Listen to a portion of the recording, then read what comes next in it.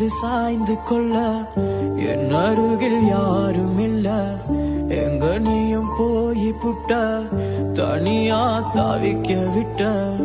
என் உலகம் நீதான் அப்பா, என் தெய்வம்